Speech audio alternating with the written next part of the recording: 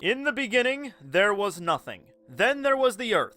Then a bunch of stuff happened on the Earth that wasn't really important. And then, Oda decided to draw Nami's boobs.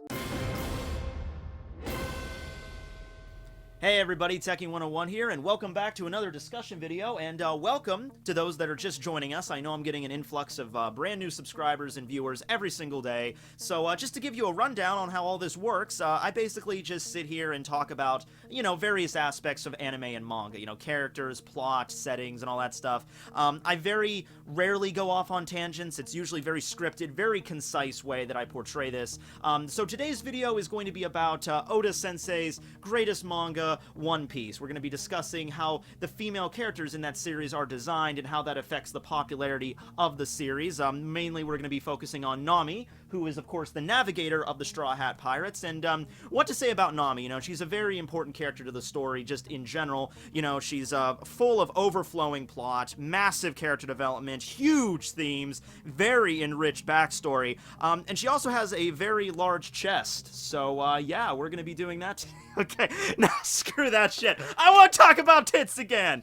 Yeah! Okay, so, yeah, I was doing a live stream yesterday, and a bunch of people were like, because I was asking for, suggestions for new, what-if scenarios in One Piece, because I know I did the what-if, Ace survived, and what if Whitebeard won the war, what if Luffy was a Marine. I was like, I love doing those kind of videos, crafting a whole new narrative, and somebody threw out, it was just probably a joke, what if Nami had small boobs, and the entire collective chat was like, don't speak such, I kicked that guy, don't worry, he's not coming back. I didn't. But of course, I'm not gonna make that a serious video, but the concept kind of triggered something in me. It was like, you know what? I want to do because this is something that gets brought up all the time from One Piece, but as like a joke. From, here's Nami at the beginning of the story. Okay, hi, early Nami. Remember her? Remember the striped shirt early Nami days? Oh, those were fun. I most commonly associate that with the 4Kids dubs, so I'm like, eh. But we go from this to this. You could make all the jokes you want, but I'm actually legitimately curious, where did we go from here? Now listen, every mangaka with a long-running series, their art style is of course going to evolve over time. Look at Ichigo from the beginning of Bleach versus the ending of Bleach. He's still obviously the same character. You can tell that over the years Kubo drew his face slightly differently and everything like that.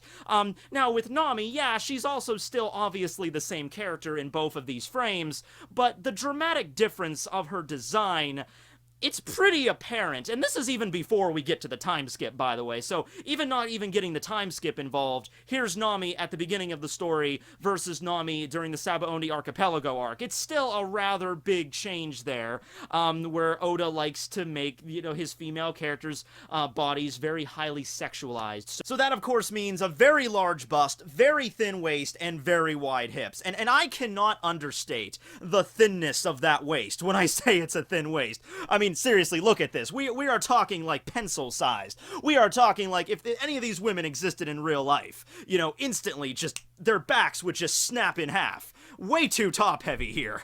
And this is a whole thing that Oda does, basically creates the ideal, the mystical, the fantastical hourglass figure. This is the style that he chooses for much of his female characters. There's of course several females in the story that don't adhere to this, but for the ones that we usually get, of course, in the main cast of the story, Nami and Robin fit this appearance, as well as Vivi and Rebecca and Viola. Usually once every arc, we're going to get a female character that's introduced that kind of has this design.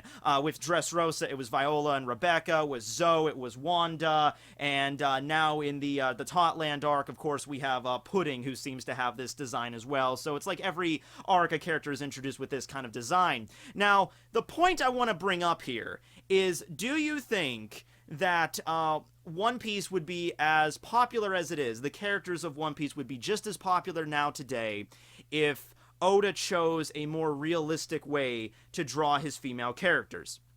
Now, a few things I need to get out of the way right out of the gate, okay?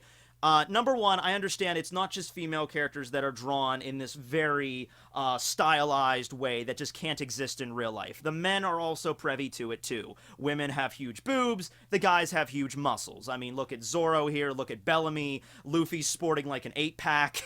I remember I was in high school, you know, watching some episodes of anime in the computer lab because our computer teacher was a cool guy. He let us do that. And there was a guy sitting next to me that I guess he watched One Piece when he was like, you know, like the 4Kids dub when he was a kid. And this was the first time he saw the anime in so many years when I was watching it. And he's like, oh yeah, I remember watching One Piece. And I'm like, oh, you do? And he's like, yeah, when did Luffy get an 8-pack? And I'm like, you know what? I couldn't really tell you. So it happens to men too in the series, but you have to understand that the main demographic of One Piece, as well as with all shonen manga, and just the term shonen itself, refers to teenage boys, young adult men. Now, does that mean that only young adult men read One Piece and read shonen? Of course not. But that's how a business works. You have to have a main demographic. Your business model can't be centered around like, oh, okay, well, what's the target audience for your work, Oda-sensei? Oh, everybody. That's not how it works. You need to have, like, a direct demographic to be like, okay, who are we specifically gonna market to? You know, like, you know how, like, boy bands, you know, like the Jonas Brothers, that just shows you how old I am, or, like, Justin Bieber when he was just getting started, Justin Timberlake back in the day, Aaron Carter, those were, like, you know, teen pop sensations that were mostly aimed at teenage girls. That doesn't mean that nobody else liked that kind of music. I remember, you know, I like a few songs by Justin Bieber. I admitted it, fine, but, you know, I wasn't the target demographic for that. So yes, while I understand that it's not just something directed toward females in One Piece, that's the main demographic we're going to be aiming at, and teenage boys, what are they like? Well, they like a lot of action in their manga, you know, a lot of freaking violence, freaking people beating the crap out of each other, and they also like tits. Now, you know, I was a teenage boy at one point, so that was what I was into. I know most of my audience, you know, either still are or at one point were teenage boys. So, of course, boobs are a driving factor in a lot of selections of anime, okay? It's prevalent in a lot of different shonen. There's always a character there with giant bazongas. And you know, Oda even specified this in an SBS where somebody basically asked him, you know, hey, Oda-sensei, how do you feel about all these people enjoying Nami all over the world? And Oda's response to that was basically, you know, everything in the world of manga, it's supposed to be merchandise. You know, one of my own great teachers taught me this. It wouldn't be respectful for a mangaka to, you know, be offended by somebody, you know, buying like a Nami body pillow and like, you know, sleeping with it or doing other stuff with it. You know, that's not respectful. You know, Nami's not real. She's basically merch. You know, that's the way Oda, you know, put this out there. So it makes sense when you have all these manga with at least one or two characters that are highly sexualized, you know, oh, they're there, you know, they can have interesting character development and all that stuff, and they can have a very tragic backstory and an interesting power, and all these things that make them a very vivid character to read about, but they can also be there to sell merchandise. In fact, I would not be surprised in the slightest if you have, like, a mangaka who's drawing their manga and, like, they don't really have any really highly sexualized characters and the manga starts to get really popular. Would not be surprised if, like, one of their editors comes to them or, like, one of the publishers comes to them and say, hey, I love this series, love what you're doing.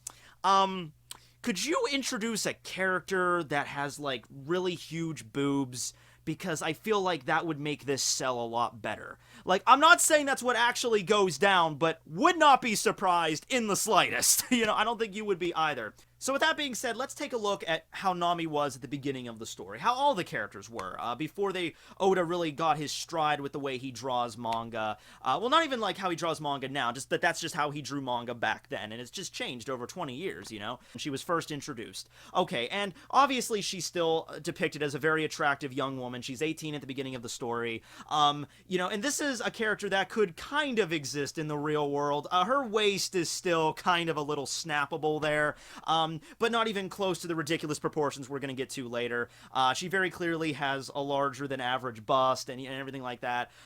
But she's depicted in a more traditional way, and you know, her clothing is not super revealing. Of course, this is, you know, actually explained in the series. One of the reasons she doesn't wear very revealing clothing is because of her tattoo. She doesn't want anyone to see her Arlong Park tattoo, which is kind of weird because she mostly wears t-shirts all throughout the East Blue, and you'd think you'd still be able to see the tattoo, or it would be easier for it to be revealed, you know, so you think she'd be going around wearing long sleeves all the time, but whatever, it's fine. After Arlong Park, after the tattoo's no longer a secret, she starts to wear more and more revealing clothing, until eventually you get to the post-time skip Nami, who just basically walks around with a different bikini top every arc.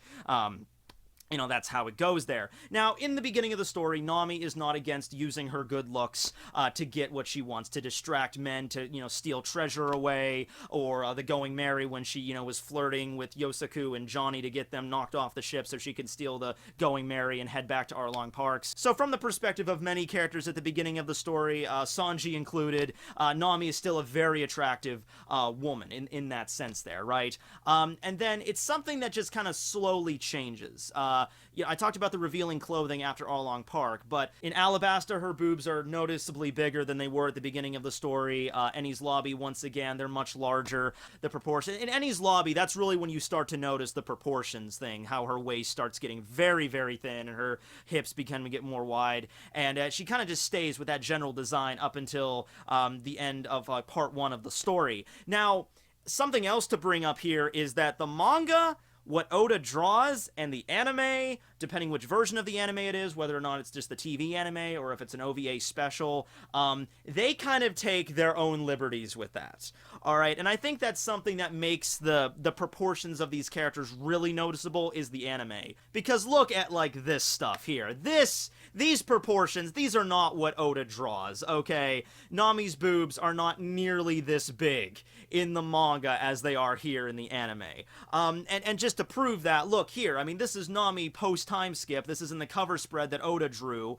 And yeah, she's wearing a bikini. She's very revealing. Her boobs are, yes, they're bigger, but they're nothing compared to, holy crap, jeez. Oh, Toei, how do you get away with that? Seriously, you know? It's like, you know, in Dressrosa, you know, Nami and a bunch of the other Straw Hats, they head off to Zoe, so you don't get to see them. So really the main female drive throughout Dressrosa is Viola, Rebecca, and Robin. And Koala as well as a little bit, but not so much with Koala. But those are like the main female characters you have to work with that are like drawn in this way. And I don't know if whether it's because like we have to keep people watching or something. We got to get those teenage boys like glued to the television screen as much as possible. So just make Robin's boobs way bigger in these few shots. Make like look at this shot with Rebecca. Look at this. Look at this. This is not Oda. Oda did not draw this. This is all Toei. I mean, so yeah, you have to kind of separate that out there. We're not talking about the anime. We're talking about the manga.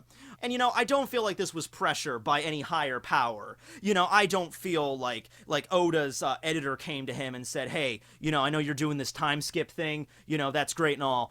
Just make sure to make Nami and Robin's tits even bigger post-time skip. That way we can sell more merch. I'm not saying that happened.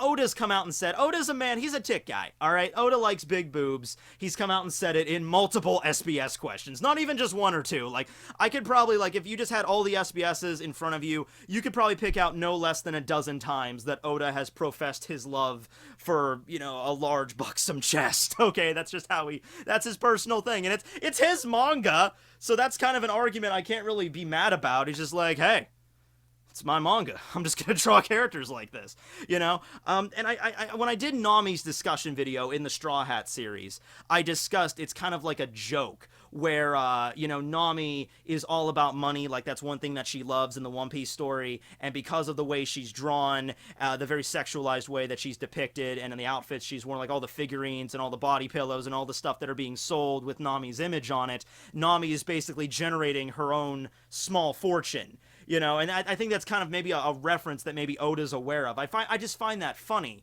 Now, I want you to imagine something here.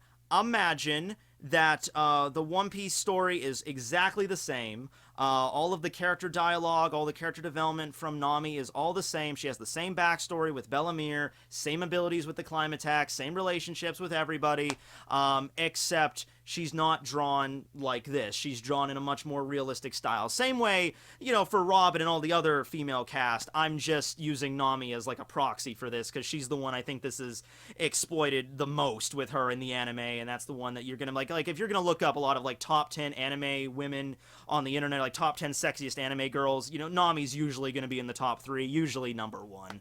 So that's why I'm using her specifically. But yeah, imagine that's One Piece, you know? Do you think that Nami would be as popular? Do you think a lot of the females would be as popular? Do you think One Piece, the series in general, would be as popular? Okay? Now, I know what you want to say. I know what the typical response to this is. If you're a big fan of One Piece, you're gonna sit there and you're gonna be like, you know what? One Piece is a good story. Oda's a good writer. The art is really good. The way that various islands are depicted, the way that villains are set up for the most part, the way that the Straw Hats are set up with their backstories, and the way that characters are introduced and everything like that. One Piece is certainly one of the best manga that's currently running in Shonen Jump right now. And so yes, even though the sexualization of One Piece women did not exist, I would like to think that it would still be just as popular. I know that's what we want to say. And if that's what you genuinely feel, that's fine. And I don't feel like it without Nami's giant, sweater melons just bouncing all over the place to and fro. I get to use a lot of boob references in this video, a lot of different names for them, and I get to go into my little word bank in here, and I'm very happy making this video right now. I don't think it would just immediately dive bomb like One Piece would have. Nah, it's only because remember, it started off with these characters, not depicted in these ways. So you can't say One Piece wouldn't have even lasted 50 or 100 chapters, because that's just not true. But would it have sold as much merchandise? That's something you have to look at. And I don't think it would have. I don't think it would have. I think that while it's not like a driving factor of like the entire series, I do think like it's a big part of that. It's a big enough part so that if these characters weren't drawn in these particular ways, if Oda didn't use this particular style, then they would not sell as much merchandise. I'm not going to go the next 1,000 miles and say that One Piece would just be an average manga that, it's like, it's okay, it's not that great, but it's alright. I'm not going to go that length. It might still very well be the best-selling manga of all time like it is right now. But I still think it would have affected it in at least a significant way.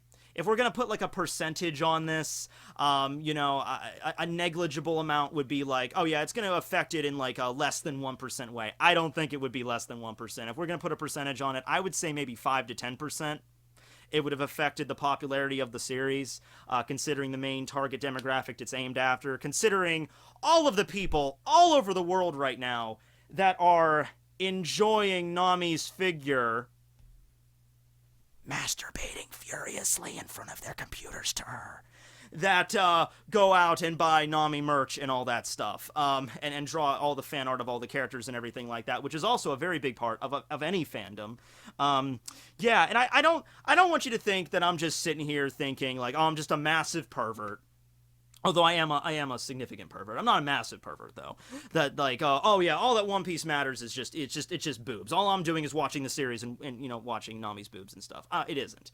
But I'm just so that's something I just wanted to bring up to you guys. Something just an interesting. So yeah, that's something I just wanted to bring up to you guys in this kind of short video. Also, if you're new, this is short for me. I know I've been probably jawing on for like 15, 20 minutes. This is definitely a short video for me. But some questions I have for you guys, and I guess this is like the point of the video. I feel like this is kind of scattershotted between me actually trying to talk about a point and me just wanting to talk about boobs again. But to give you guys, some questions that you can comment down below.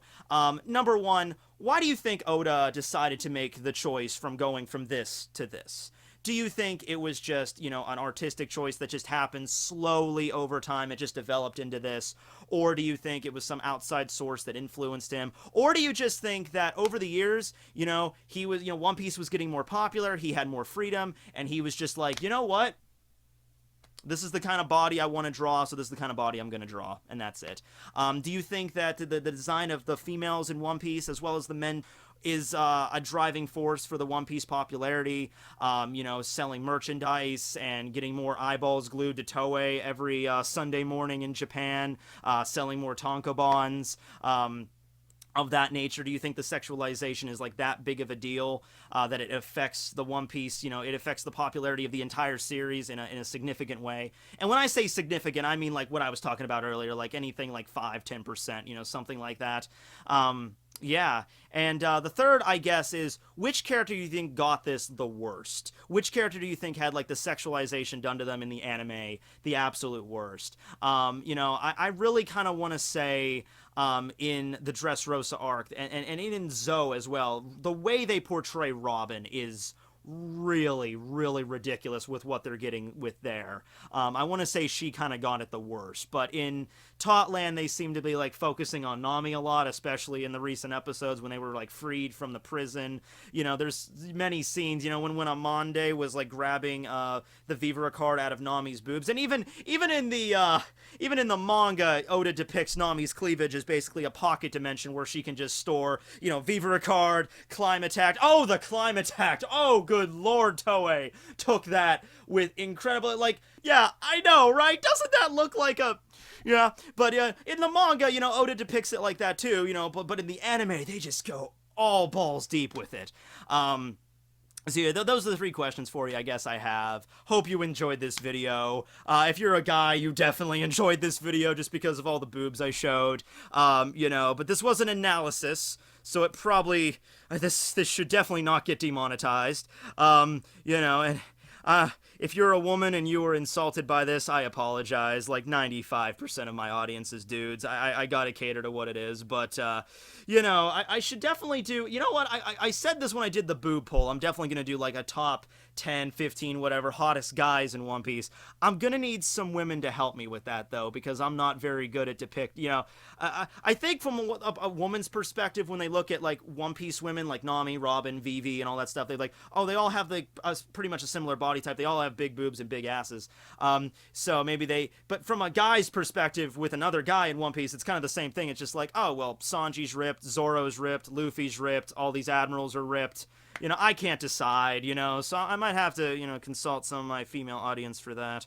But anyway, thanks for watching the video, at any rate. I hope I entertained you. Yeah, Tekking101 signing out. Later, everybody.